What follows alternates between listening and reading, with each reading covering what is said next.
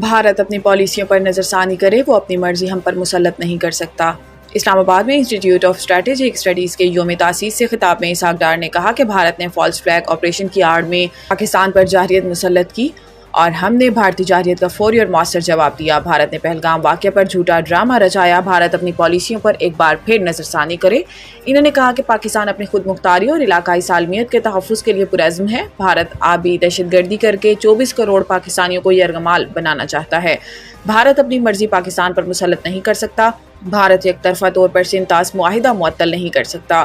بھارت پانی کو بطور ہتھیار استعمال کرنا چاہتا ہے۔ نائب وزیر اعظم کا کہنا تھا کہ کشمیر عالمی سطح پر تسلیم شدہ مسئلہ ہے، اس مسئلے کے پرامن حل سے خطے میں امن ہوگا۔ بھارت عالمی قوانین کی کھلی خلاف ورزی کر رہا ہے اور پاکستان پرامن بقائے باہمی کے اصول پر عمل پیرا ہے۔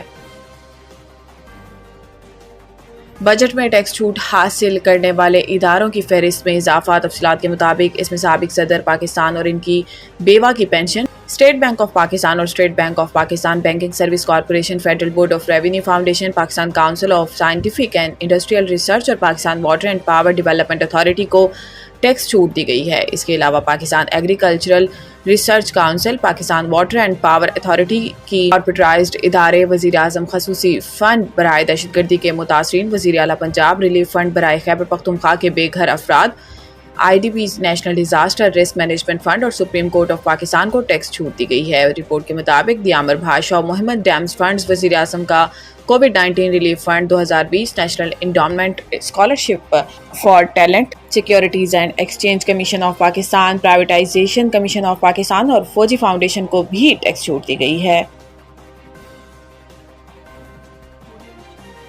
ہماری پارلیمنٹ ہماری جمہوری نظام میں مرکزی مقام رکھتی ہے۔ صدر مملکت آصف علی زرداری نے پارلیمنٹ کے عالمی دن کے موقع پر اپنے پیغام میں کہا کہ پارلیمان عوام کے خود مختار نمائندہ اور آئینی اقدار کی نگہبان ہوتی ہے۔ ہم جمہوریت، آزادی، شمولیت کے اصولوں پر کاربند ہیں، رواداری، معاشی اور سماجی انصاف کے اصولوں پر کاربند رہیں گے۔ صدر مملکت آصف علی زرداری نے کہا کہ پارلیمنٹ قومی پالیسی کی تشکیل میں کلیدی کردار ادا کرتی ہے۔ پارلیمنٹ شفافیت اور جواب دہی کو یقینی بنانے، پارلیمنٹ شہریوں کے بنیادی حقوق کے تحفظ میں کردار ادا کرتی ہے۔ صدر مملکت نے اپنے ایک پیغام میں کہا کہ اس اہم دن کے موقع پر میں پارلیمان کی کاوشوں کو سراہتا ہوں۔ پارلیمان طرز حکمرانی مؤثر جمہوری ادارے مؤثر بنانے میں کردار ادا کر سکتی ہے۔ پارلیمان شفاف، جامع اور عوامی شراکت پر مبنی طرز حکمرانی کے فروغ کے لیے کوشاں ہے۔ وزیر اعظم شہباز شریف نے اپنے پیغام میں کہا کہ یہ دن جامع طرز حکمرانی کو فروغ دینے میں پارلیمان کے اہم کردار کو واضح کرتا ہے۔ ہماری پارلیمنٹ ہمارے جمہوری نظام میں مرکزی مقام رکھتی ہے۔ انہوں نے کہا کہ پارلیمنٹ قانون سازی کے اختیارات کے ذریعے احتساب، ایگزیکٹو کی نگرانی کو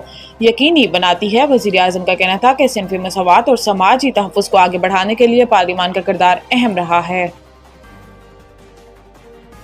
محکمہ صحت سندھ نے مچھروں سے پھیلنے والی بیماریوں پر قابو کے لیے WHO سے مدد مانگ لی۔ کراچی محکمہ صحت سندھ نے عالمی ادارہ صحت پاکستان میں نمائندے کو خط لکھ دیا۔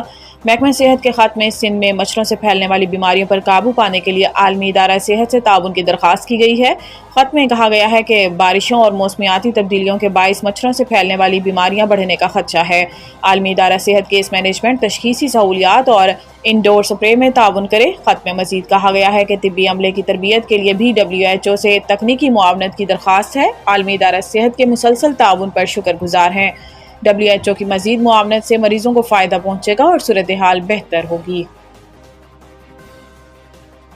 پنجاب بھر میں پری مونسون کا نیا سلسلہ، آئندہ 5 دن کے لیے موسم کی پیشن گوئی۔ محکمہ موسمیات نے خبردار کیا ہے کہ لاہور سمیت صوبے بھر میں پری مونسون بارشوں کا نیا سسٹم آج دوبارہ پاکستان میں داخل ہو رہا ہے، جس کے باعث اگلے 4 سے 5 روز تک وقفے سے ہلکی اور تیز بارشوں کا سلسلہ جاری رہے گا اور تیز ہوائیں چلنے کا بھی امکان ہے۔ آج لاہور شہر شدید حبس کی لپیٹ میں ہے۔ دن کے اوقات میں ہلکی بارش جبکہ رات گئے تیز بارش کی پیشن گوئی کی گئی ہے۔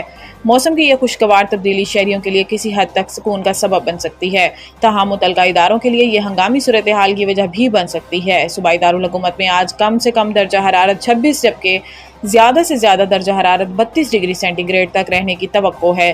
گزشتہ روز ہونے والی بارش سے نہ صرف شہری زندگی متاثر ہوئی بلکہ لاہور ڈیولپمنٹ پروگرام بھی شدید متاثر ہوا۔ متعدد مقامات پر ترقیاتی کاموں کی وجہ سے سڑکوں پر پانی جمع ہو گیا، جس سے شہریوں کی آمد و رفت میں دشواری کا سامنا کرنا پڑا۔ اظہر محمود قائم مقام ریڈ بال ہیڈ کوچ مقرر۔ پاکستان کرکٹ ٹیم کے سابق باؤلر اظہر محمود عبوری ریڈ بال کوچ مقرر کر دیے گئے ہیں۔ اظہر محمود اپنے موجودہ معاہدے کے اختتام تک اس عہدے پر کام کریں گے۔ قومی ٹیم کے اسسٹنٹ ہیڈ کوچ کے طور پر خدمات انجام دینے کے بعد اظہر محمود طویل عرصے سے ٹیم کے اسٹریٹجک کور کا ایک اہم حصہ رہے ہیں۔ مائک ہیسن کے ہیڈ کوچ بننے کے بعد اظہر محمود ٹیم مینجمنٹ کا حصہ نہیں رہے تھے۔ اظہر محمود بنگلہ دیش کے خلاف ہوم سیریز میں ٹیم مینجمنٹ میں شامل نہیں تھے۔ واضح رہے کہ اظہر محمود کا اپریل 2026 تک پی سی بی سے معاہدہ ہے اور اس دوران پاکستان نے 2 ٹیسٹ سیریز کھیلنا ہے۔